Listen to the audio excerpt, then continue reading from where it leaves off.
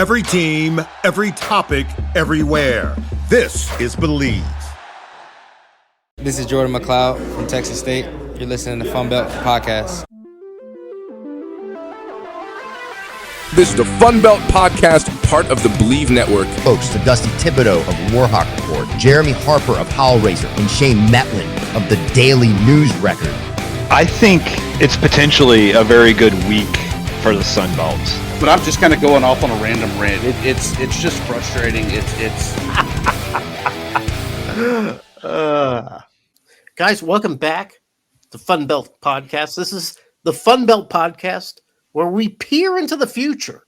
We peer into week 3 and try to understand, try to predict, try to figure out what's going to happen in week 3. I think we did a fairly good job in week 2. Yes, we kind of thought that Appalachian State might make a game of it with Clemson. We're wrong about that, and we admit that. We're not gods. Shane, we're not perfect. Tibbs, we're just ordinary men. We're mortals. But we're going to give it a try again. Are you with me on this? Do I have to? Gotta be, right? Yes. Our sponsors, betonline.org. Is it .org or .ag? I think it's .ag.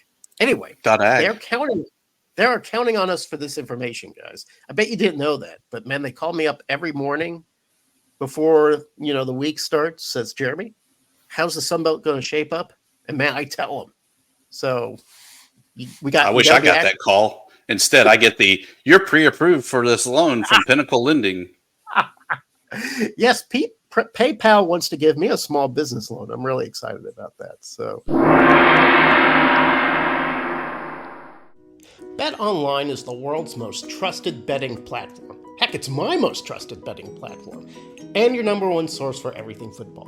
BetOnline has every stat, every matchup, and even live odds and spreads to bet on during the game. Think you know your stuff? Get in our $200,000 mega contest and pick 5 games against the spread every week for your chance at weekly prizes and a share of $200,000. When the game is over, head on over to our online casino and get in on a game of blackjack or poker or unwind with one of our 150 slots games. Head to the website today and get in on the action. Bet online, the game starts here. Guys, all right, are you ready for all right, I don't want to get the gong all verklempt. I want to get it ready. I'm going to shine it up. It's all polished. It's ready to go. Are you guys ready for Sun Belt Week 3, second and short? The gong. We're a fourth of the way through the season, Jeremy. Is that how you look at that? Okay, yeah. Okay.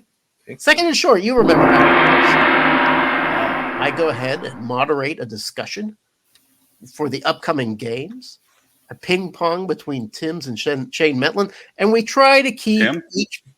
What? You called me Tim. Did I call you Tim? I said Tibbs. Shane, didn't I say Tibbs? Did I not enunciate? I can't say for a fact you said one way or the other.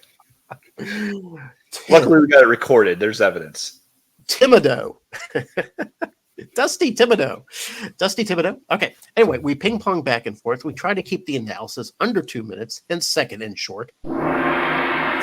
And we try to get done in about half an hour. Now, there's 4 teams on bye this week, Tibbs. Who are those teams? Marshall, all of Louisiana. Uh-huh. And the purple and gold that tried to lose to an FCS school last week because they're an FCS school, and so they wanted to relive the glory days of losing to an FCS school, wow. James Madison. Dusty is so salty after coming away with that big win against UAB. You could just feel it oozing. Man, I love the arrogance, Tibbs. I love feeling it. I love seeing it on you, man. You're a new man. Okay, let's get We are not 134, Jeremy. Okay, fine. Here we are, second and short. And it starts on Thursday, guys, September 2nd. Big game. Arizona State Sun Devils. They're 2-0 against Texas State Bobcats. 6:30 p.m. ESPN. The Sun Devils are a 2.5-point favorite. Thibodeau. Do the Texas State Bobcats, not the Texas Bobcats, do the Texas State Bobcats win this game? I like to think so. but you really got to hope that they are kind of off cloud nine, right? They have a short week trying to forget about their first ever win over UTSA and doing so in a blowout fashion. So you got to hope that they're back to being grounded. And if they are, this team with that first string offense, Maldy, McLeod, Hobart, it's not fair. They roll in the game. Now, if they're not, it's going to be a dogfight. And I like that the Texas State students have the precedent that as long as they steal some kind of trophy from the other team, Yes, there's always a chance. And Arizona State travels with a trophy of some sort. So there's always a chance if they're still stuck on cloud nine. So Texas State also unleashed last week another secret weapon, a comeback player of the year candidate, Lincoln Perry, I believe they call it, had 100-plus yards and a couple TDs. Listen, that Sun Devils defense is kind of on fire, Shane. Does Texas State have enough firepower to overcome? I think they do. I mean, I think the firepower is the selling point for Texas State, right? Yeah, And correct me if I'm wrong. Did anybody else see this? I feel like I saw Sunday afternoon Texas State opening as a favorite in this game. And I was all prepared to talk about how it's not going to be an upset if Texas State wins. And then the line switched. Did something happen to move the line, or did I just read it wrong? I don't know. I think you read it wrong. Yeah, I have not seen where Texas State was favored in the game, even at home. I thought they were favored on Sunday, but okay. So that actually makes me feel a little bit better because it's not like there's inside info that something's shifting things towards Arizona State here. I think it's a toss-up game, and you talk about stealing the visiting team's trophies. Didn't last week somebody make it onto the UTSA sideline just to hang out? Like, you gotta love the home field advantage. There's something crazy is going to happen in San Marcos, and I think they're going to have a really good time on Saturday. Yeah, so that's it's Thursday night. It's tonight. I'm sorry. Oh yeah, it's tonight, not in a couple nights. Yeah. Okay, yeah, but needless to say, yes, this game is kind of ripe for upset. The Bobcats have a lot of things going for it. Everybody kind of likes the Sun Devils right now, but I think this is when the love affair goes away. Same night, guys. At the same time, Northwestern State Demons, they're 0-2. They visit the South Alabama Jaguars. They're also 0-2. It's on ESPN Plus. I don't really have any odds because it's FCS versus FBS. Does South Alabama even deserve to play football in Week 3? Tibbs, go ahead and just lay it on us. I love some Northwestern State. Natchitoches, Okay. Louisiana is a great town. It's Sure. a great college. Great color combination there of the royal purple and orange. It's beautiful. But it's a rough week this week to be a devil of any kind in the Sun Belt. Oh. And South Alabama has a lot of bent out frustrations from these first 2 weeks that we thought Clemson put a whooping on App State. They ain't seen nothing yet. Nice. All right. Here's the thing about the Demons. They can score points. They scored points against Prairie View A&M. They scored points against Tulsa. It's not like they can score points. It's just that they can't prevent the other team from scoring points. So I ask you, Matt, does South Alabama have any offense to counter the Demons? I think they have enough. I think, if Tulsa's putting up 62 on Northwestern State, I think South Alabama, they may not roll to Clemson over App State proportions, but I think it's going to be a comfortable win for the Jaguars. Yeah, the Jags are going to need a little something more from Gio Lopez, who's doing okay, but also from their promising running back. He's a freshman. Fluff Bothwell. Just a great name. All right, Saturday, September 14th. The first game of the day is at 11 o'clock, guys. It's on the Big Ten Network. Arkansas State Red Wolves, 2-0, take on the number 17 Michigan Wolverines. They're 1-1. The Wolverines are a 22.5-point favorite. Okay, fine. The Wolverines, they got some problems, guys. They had 13 players taken by the NFL draft alone. The head coach sort of takes off and leaves some NCAA infractions for the new head coach to take care of. I'm going to ask you, Tibbs, does Arkansas State have a chance to at least beat this spread? 3 touchdowns. You remember there was a time where there was a FCS school from the SoCon that went to the Big House.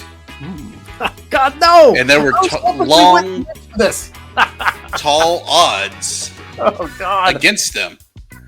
They may have been 22-point favorite dogs. And it worked out very well for them, Jeremy. What was the name of that team? That, sir, is the finest of Boone, North Carolina, the App State Mountaineers. Okay, so what you're saying is if the Appalachian State Mountaineers of the FCS could beat the Wolverines in the Big House, then so could Arkansas State. Is that what you're saying? Is that your analysis? No, Arkansas State has no chance. It's all Wolverines. I was just giving you some good fluff. Shane, is this true? Are you just piling on? Boone as an example in the opposite way. Oh, okay. We saw what happened when you go on the road to play a powerhouse that's very angry, which the Michigan Wolverines are going to be angry this week. And they're going to take it out on Arkansas State, who I still think is going to get it together and be a good Sun Belt team this year. But not good timing for Butch Jones to head back to Michigan. Yeah, you could be right about that. This is homecoming in Ann Arbor too, so that's just a little. That's early. Yeah, I know. But it's an added layer of difficulty for Arkansas State. All right, a few hours later, Coastal Carolina Chanticleers, the surprising Coastal Carolina Chanticleers, take on the not so surprising Temple Owls. It's 1 p.m. ESPN Plus. The Chants are 17.5-point favorite. Shane, this seems like just another opportunity to get another win from the American. What do you think? I think so. I mean, I think it's almost a disappointment if it's not a blowout at this point. From what we've seen from Coastal, where they're putting up a lot of points on teams, Temple's bad. We joked last time about the 134 and ULM moving out of that basement. Temple's got a case for being 134, and Coastal should roll. Coastal should roll. Temple's leading rusher has 33 yards on the year. Tibbs, do you have any analysis to add to this? Hooty hoo. Coastal Carolina rolls. They go to the city of brother love, but they put a little beat down on their brother. Oh, okay. All right. That was very poetic. Thank you very much for adding to the fabric of poetic analysis. Up next, 3:00 p.m. on FSI. Troy Trojans take on the Iowa Hawkeyes. Trojans are 0-2. Hawkeyes are 1-1. Just got beat by their cross-state rival, Iowa State.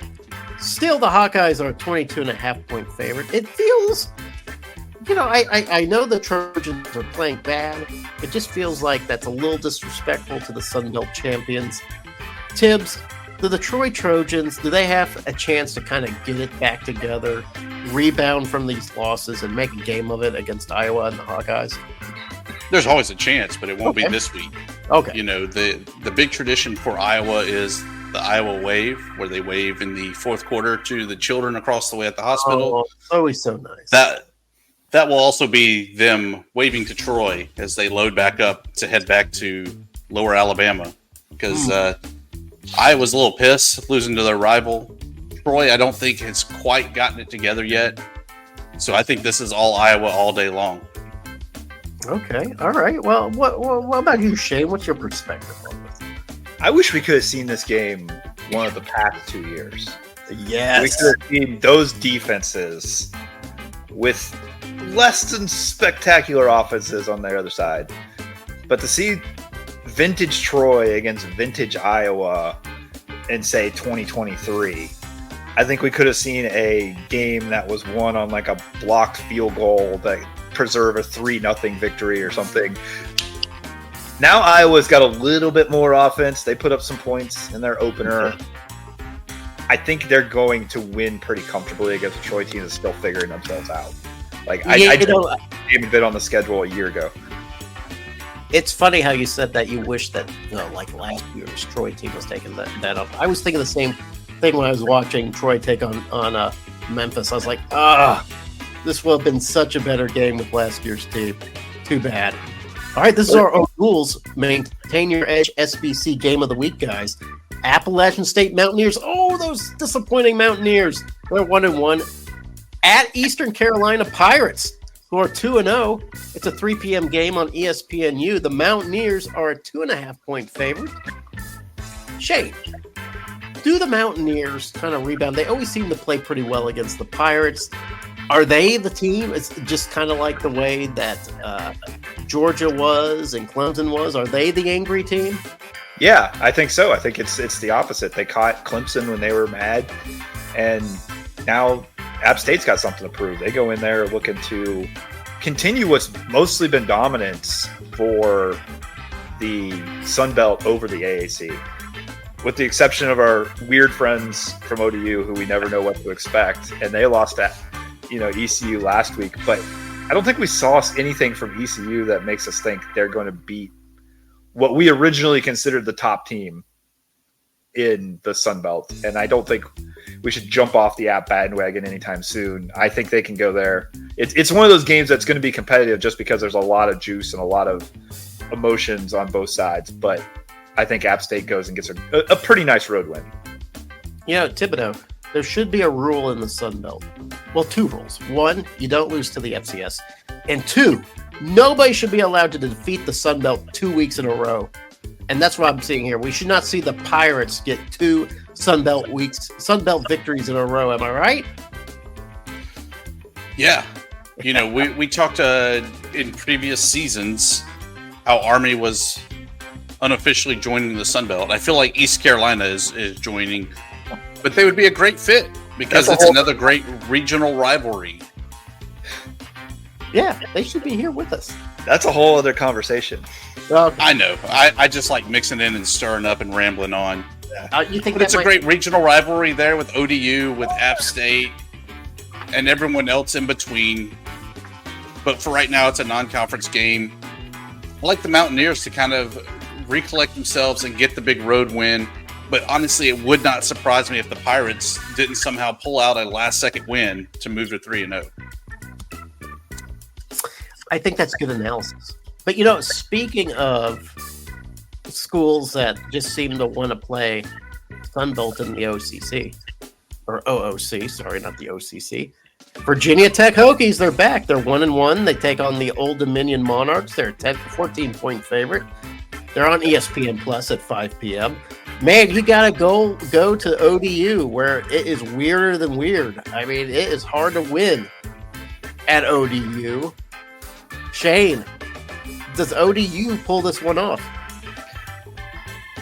I really want to say yes. I mean, Virginia Tech has gone down there twice in recent years, lost both times.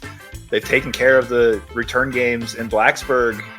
And let's give ODU or Virginia Tech credit too for making this series with Virginia Tech, where they're playing a lot of games over a lot of years down there in Norfolk, and they haven't backed out of it yet. But I don't know. I don't know that ODU can make it 3 in a row at home against the Hokies. That is a program that I think is getting better despite their very disappointing Week 1 loss. Yeah, surely, though, Old Dominion is tired of losing these close games, and they're going to take it out on the Hokies. Don't you agree with me on this, Tibbs?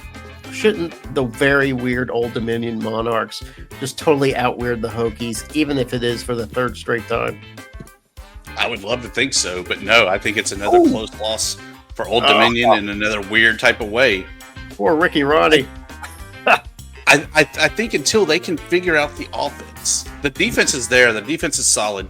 The offense, though, just can't capitalize when they have the ball. They can't move it efficiently and capitalize when they have that short field or even be able to kind of sustain a drive. It's weird. It's weird that they are that consistent at doing it year after year, game after game. But until that's fixed, it's going to be hard to really pick the Monarchs of being able to pull this kind of upset off against the ACC. Have another FCS versus Sun Belt game. South Carolina State Bulldogs, they're 1-1 against the Georgia Southern Eagles. I think they're 1-1. Yeah, they just beat Nevada, right? 5 p.m. No odds given because it is an FCS FBS game. It's on ESPN Plus. Listen, J.C. French was efficient in week 2. He had 2 touchdowns, 243 yards. Jalen Wright, though, is only getting about 3 yards per attempt, which sounds kind of weird for an Eagles team. Still, you don't really see Georgia Southern losing this game, right? Shane Metlin? Yeah, I don't see them losing this one. I think, we've seen, I think, some of our better Sun Belt teams maybe overlook their FCS opponents already this year. So Clay Helton's got that on his side too. Like he can say, hey, look at Texas State, look at JMU, how they struggled against these teams. But yeah, I think that Georgia State, even if they do overlook them a little bit, they're going to take care of business and get a win.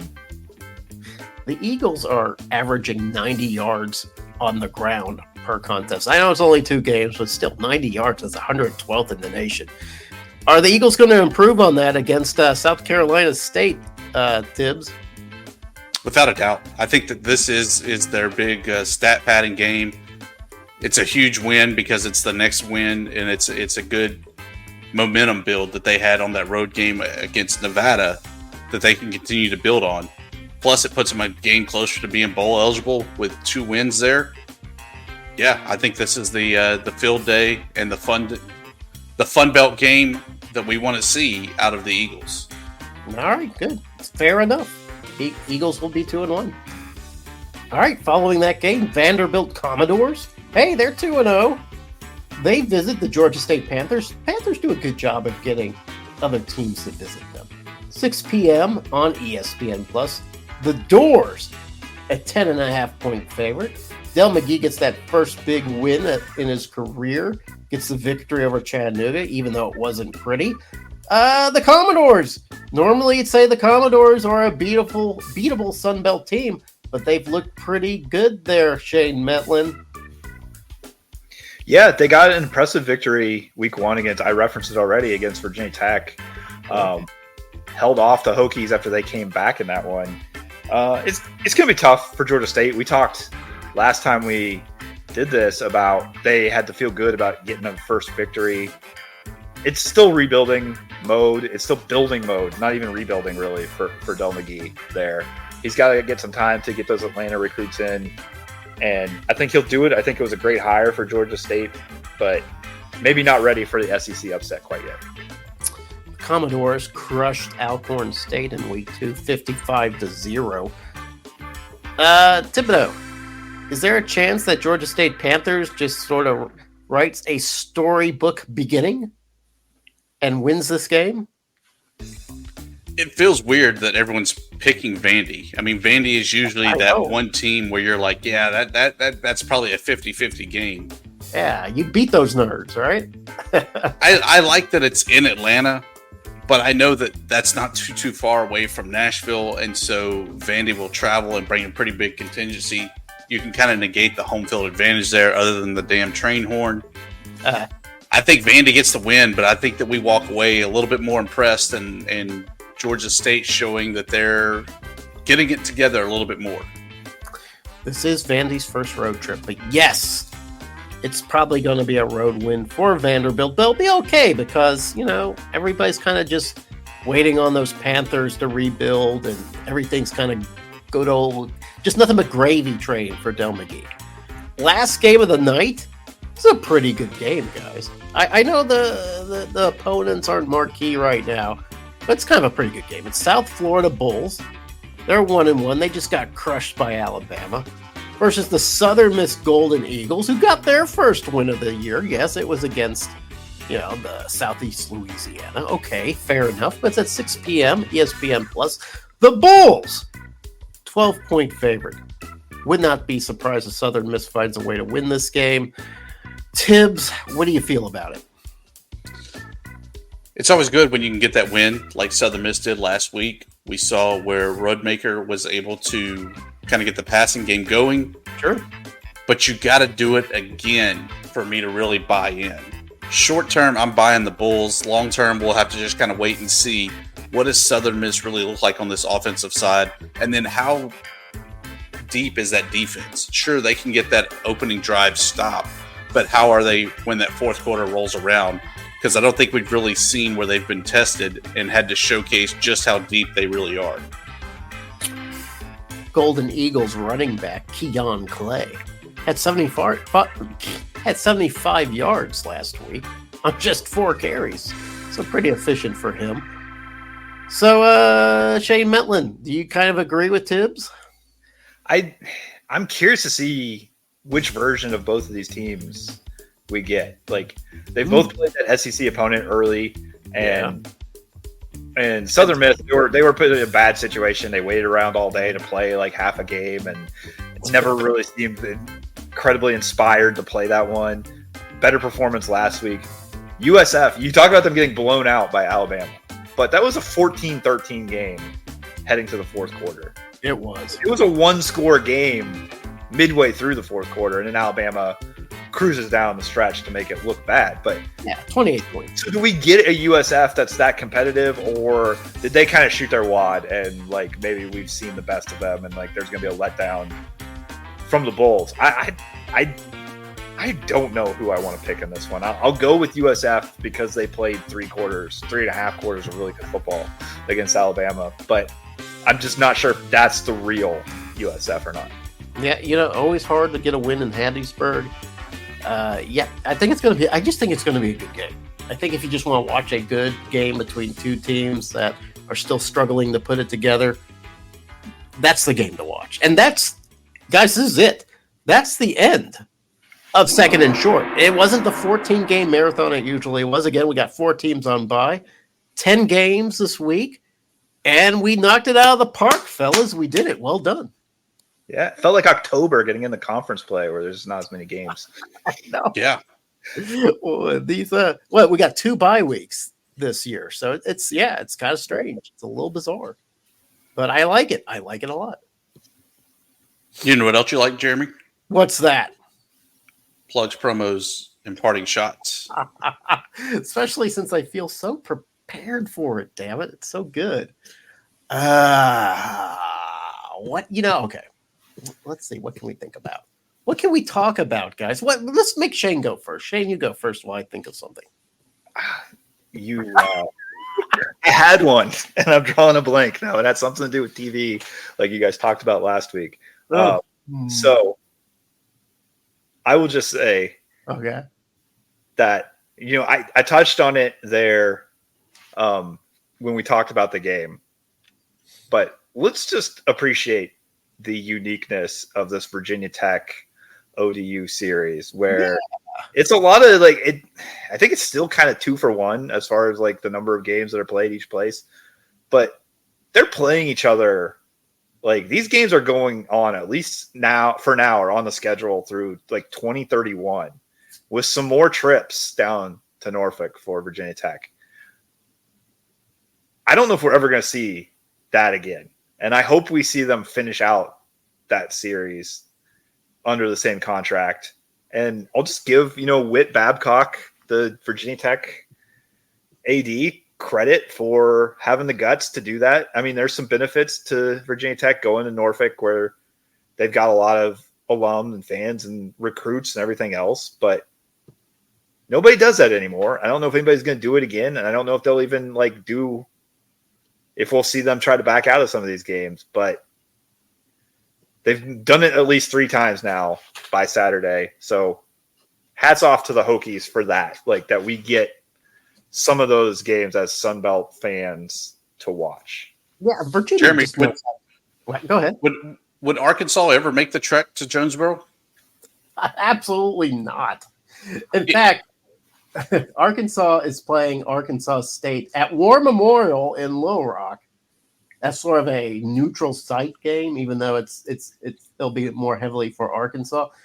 And War Memorial's not in great shape. They have a lot of infrastructure trouble.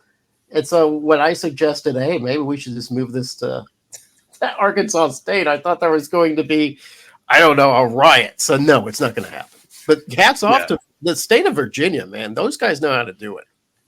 0% chance LSU ever makes the trek to Monroe. Wouldn't that be awesome, though? That would be great. 0% chance. If there was like a neutral site like there is Little Rock in Arkansas, if there was a place like that in every state, I'd say play those games there every year. That would be pretty awesome in itself. But wouldn't that be nice of LSU, who has all the money in the world, just to be like, hey, we're going to help out a brother here in our own state, a smaller school. We're going to make this the epicenter of Louisiana football right here in Monroe. Wouldn't that be the sportsman thing like to do, Thibodeau? No, they'd go to Shreveport and play the new D3 Centenary Gents than anyone else. And then when they won like 300-0, it'd be like, see, we told you we're the flagship. Yes. And then they wouldn't play the game ever again. Ever. It's beneath us, they'd say. Before you go, Jeremy, I have mine. I'm going to do a total Shane Metlin and plug hellraiser.com. If you liked Second and Short, you're going to love Sunbelt Heat. That's where I get a lot of my research, is compiling Sunbelt Heat every week, taking on the Sunbelt games of the week and figuring them all out, including the O'Doul's Maintain Your Edge game of the week. So check it out for all the penetrating analysis. I promise you, all the penetrating analysis wasn't just revealed here on the Fun Belt podcast. There is more.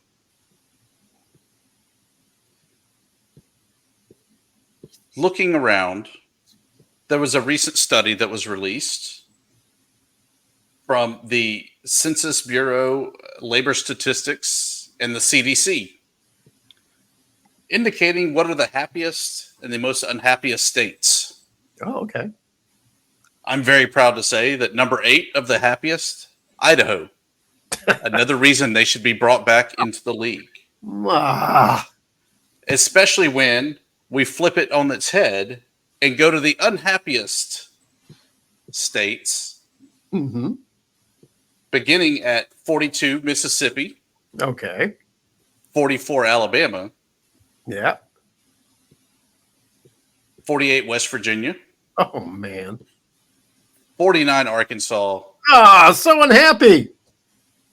And 50 is the boot. We need some Idaho so that we in the Sun Belt can get back to being happy, Jeremy. It just makes you sunshine, rainbows, and the damn Kibby Dome.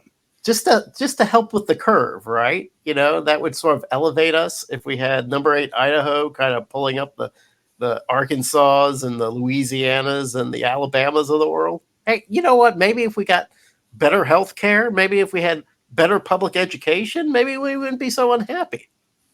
Or we could just get Kennesaw State. Absolutely. Didn't Hemingway kill himself in Idaho?